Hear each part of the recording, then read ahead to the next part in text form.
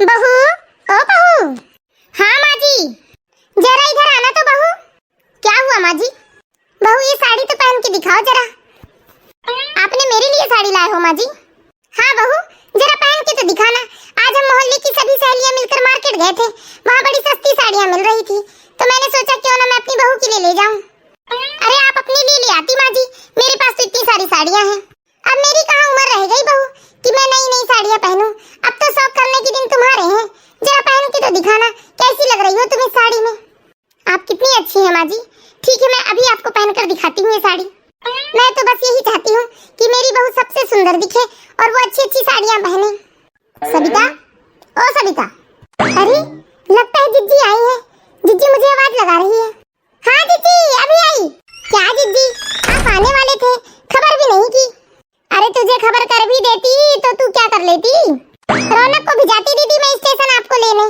कितनी परेशानी हुई होगी आपको आने में। अरे कोई परेशानी नहीं हुई मुझे। चलिए बैठिए जिज्जी। अरे बहू कहाँ गई सविता? बड़ा सन्नाटा छाया है तेरे घर में तो। है ना जिज्जी, अभी बुलाती हूँ। बहू, ओ बहू। देखो बहू, मेरी बड़ी बहन आई है, जरा पैर छूकर आशीर्वाद ले लो। ठीक है माँ जी। प्रणाम मौसी जी। खुश रहो बहू, लेकिन याद रखना मैं तुम्हारी मौसी नहीं हूँ, मैं तो तुम्हारी सास से भी बड़ी हूँ, मतलब तुम्हारी बड़ी सास हुई। तुम मुझे बड़ी माँ कह सकती हो। ठीक है बड़ी माँ। बहू, मैंने तुमसे कहा था ना, मैंने अभी अभी जो साड़ी लाई है वो पहन के दिखाना जरा। हाँ हाँ माँ जी, अभी दिखाती हूँ। पहले मैं बड़ी माँ के लिए चाय पानी ले आती हूँ। अरे चाय पानी रहने दे बहू, भूख लगी है मुझे, जरा खाना बना ले जल्दी से। ठीक है बड़ी माँ। और बताओ जिज्जी, घर में सब अच्छे हैं? अरे मेरे होते हुए मेरे घर में कुछ गलत कैसे हो सकता है, सब अच्छे भले हैं। अच्छा तू बता छोटी, क्या हाल है तेरी बहू के? मेरी बहू तो बहुत अच्छी है जिज्जी, मेरा बहुत ख्याल रखती है। जब तक बहू के आगे आगे करेगी छोटी, तब तक ही खुश रहेगी। जब तक तू बहू को अच्छी अच्छी चीजें दिलाते रहेगी, वो तुझे सर आंखों पर रखेगी। तुम ये सब बहू के आगे आगे करना छोड़ दो, उसे नई नई चीजें दिलाना छोड़ दो। देख लेना, तुम्हें पूछेगी भी नहीं कि माँ जी तुमने खाना खाया है या नहीं। अरे नहीं नहीं जिज्जी, मेरी बहू बिल्कुल भी ऐसी नहीं है।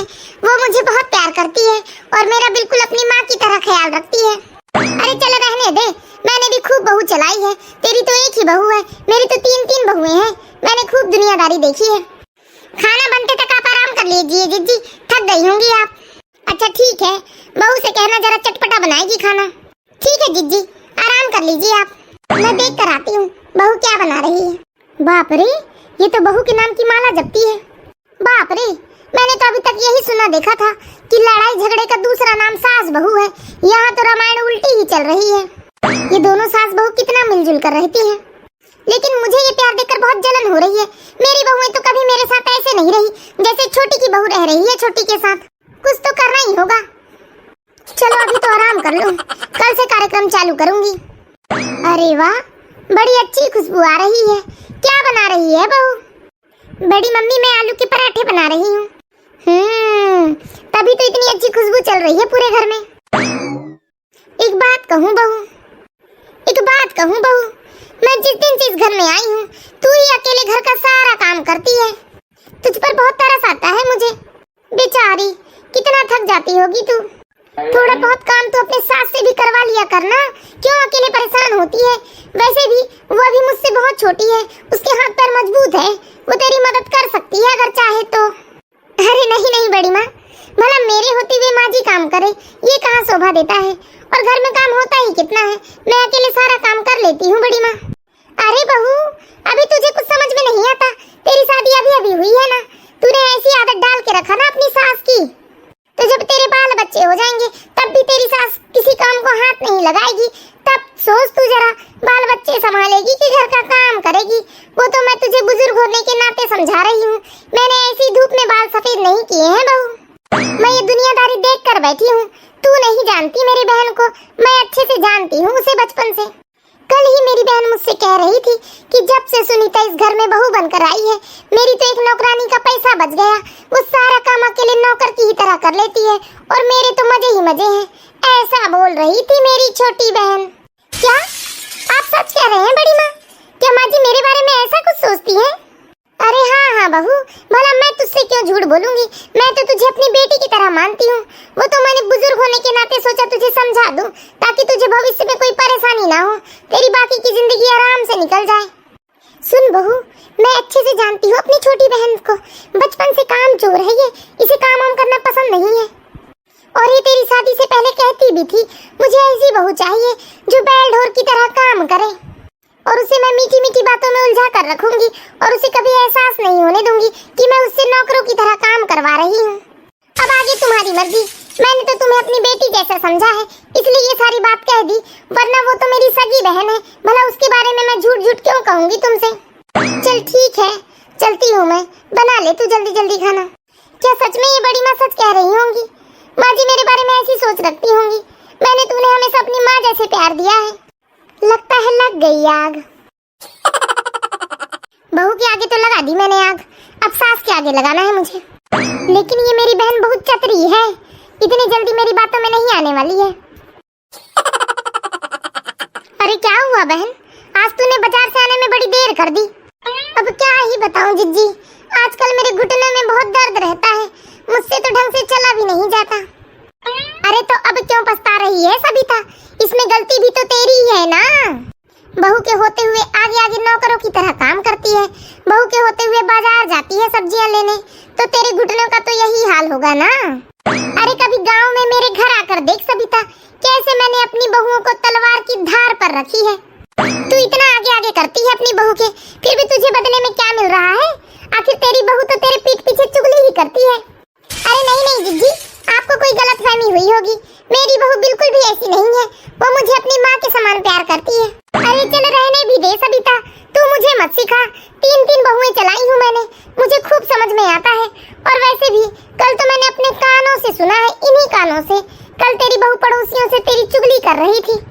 नहीं नहीं जिज्जी, मुझे यकीन नहीं होता, मेरी बहू ऐसा नहीं कर सकती। अरे चल रहने दे सबिता, अब तू नहीं मानती तो नहीं बताती मैं तुझे, देख ले।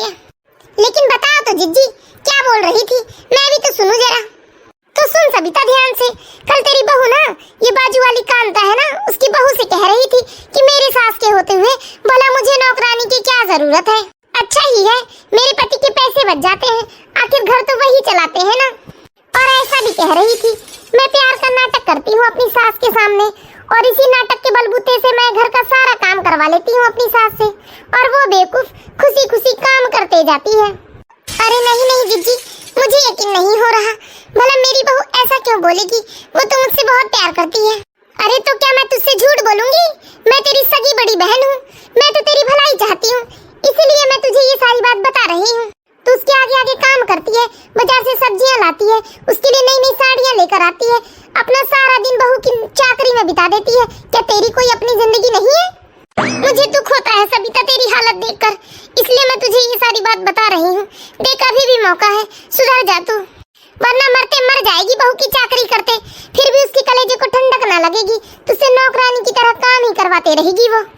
चल ठीक है, आगे तेरी मर्जी, तू मेरी सगी छोटी बहन है, इसलिए मैंने तुझे ये सारी बातें बता दी, वरना मुझे क्या है, मैं तो 4 दिन की मेहमान हूँ, आज हूँ कल नहीं।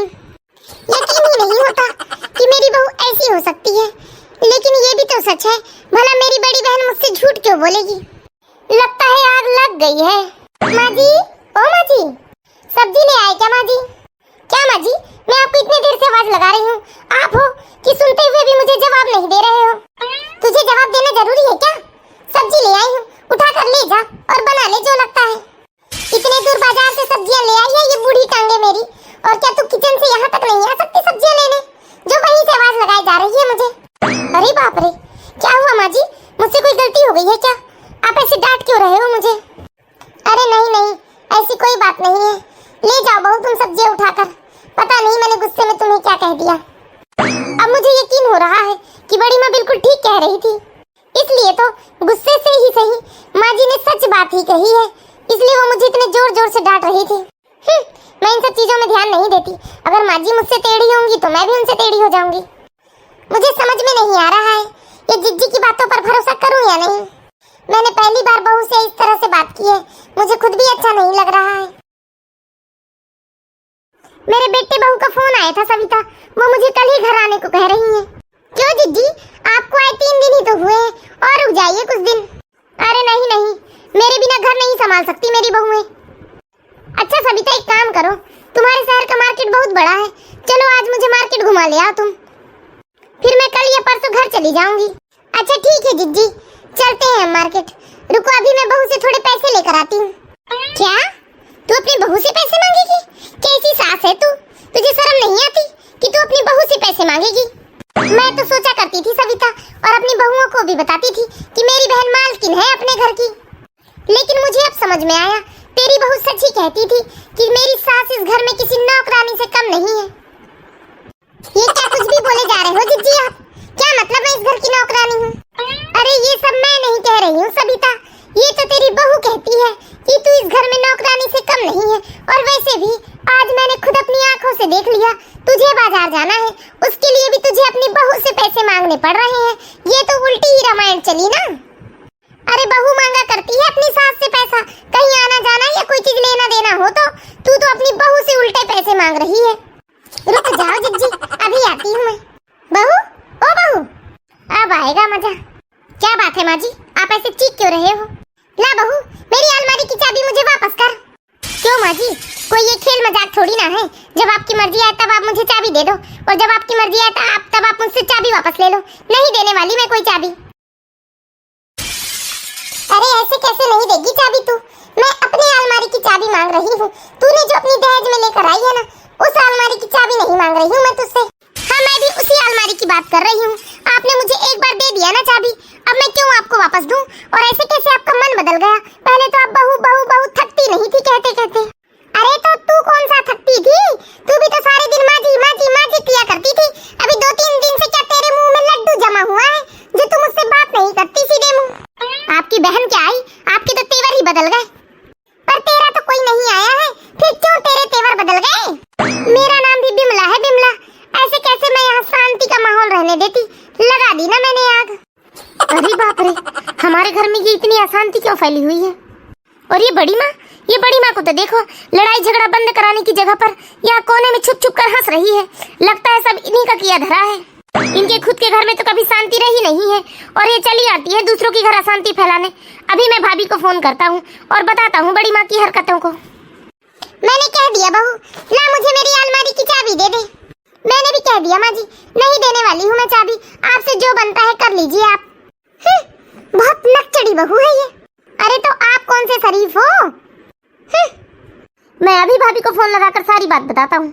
हेलो हेलो प्रीति भाभी। हाँ भैया बोलिए, बहुत दिनों बाद याद किया आपने। प्रीति भाभी, ये बड़ी माँ आई हुई है यहाँ और बेवजह हमारे घर में लड़ाइयाँ करवा रही हैं। क्या माँ जी आपके घर में है भैया? हाँ भाभी, वो तो घर से ये बताकर निकली है कि वो 4 धाम की यात्रा पर जा रही है। मैं आज ही आती हूँ भैया, माँ जी की पोल पट्टी खोल ले। ठीक है भाभी। क्यों माँ जी, आप तो 4 धाम की यात्रा पर जाने वाली थी ना? अरे बहू, तुम कैसे अचानक यहाँ? बताइए माँ जी, क्यों नहीं गए आप 4 धाम की यात्रा पर?